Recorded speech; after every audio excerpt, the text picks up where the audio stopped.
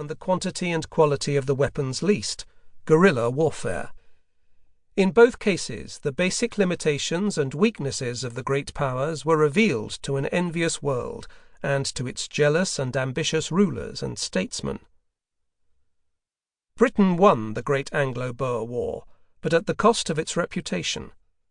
The number of men, the amount of materiel, and the length of time required by mighty Britain to subdue a relative handful of South African farmers jolted Britain and amazed the world. Among the many interested spectators to this revelation of Britain's limitations, none perhaps was more interested than the Kaiser and the great general staff of the German army, which produced a detailed 2-volume study of the conflict. The exact extent to which the Kaiser and his generals were influenced by the spectacle of the British Army's performance in South Africa cannot be determined, but certainly they saw little to discourage their aggressive ambitions.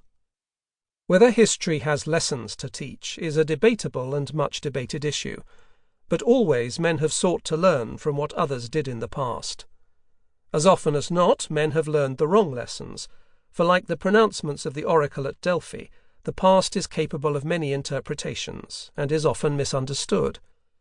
Men seek solutions to specific problems, and as history never really repeats itself, these kinds of solutions history rarely provides.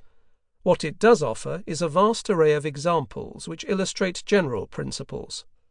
A lesson the British thought they had learned from the Anglo-Boer War was the importance of mounted men in modern warfare, and so they sent thousands of horsemen to France in 1914.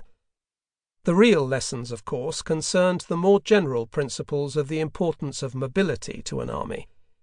Young W. E. Davies of the Rifle Brigade discovered the kind of lessons history teaches when he found that the Anglo-Boer War was exactly like every other war in that it was unlike any other war. We might, however, learn something from the erroneous conclusions men have drawn from history, particularly the history of wars. After some earlier and all subsequent major wars, there have been those who concluded, as did John Atkins after the Anglo-Boer War, that weapons are too terrible for wars to continue. History has repeatedly illustrated that there is no weapon so terrible that some nation will not sometime use it.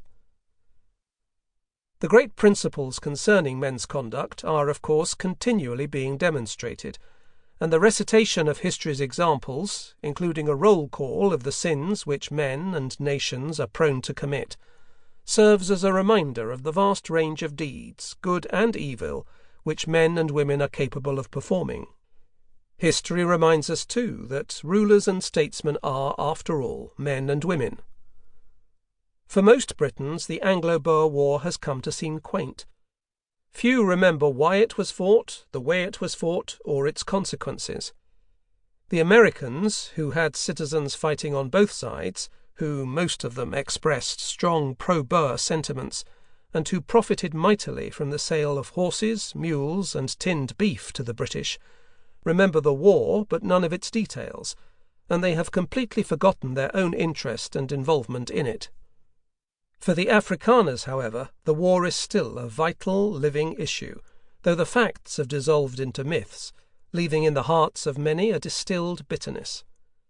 Although nearly all those who took part in the war are now dead, the fears, hopes, attitudes and prejudices it generated remain, and they influence the actions of the Afrikaner people and the South African government.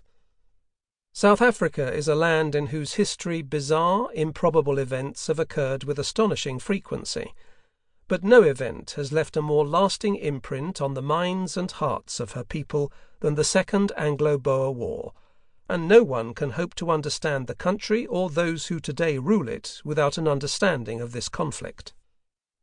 The best detailed blow-by-blow account of the war is to be found in The Times History of the War in South Africa, 1899 to 1902, a 7-volume work written by a variety of hands over several years, under the general direction of L.S. Amery. I have made frequent reference to this as simply The Times History. The official history had too many tendentious editors.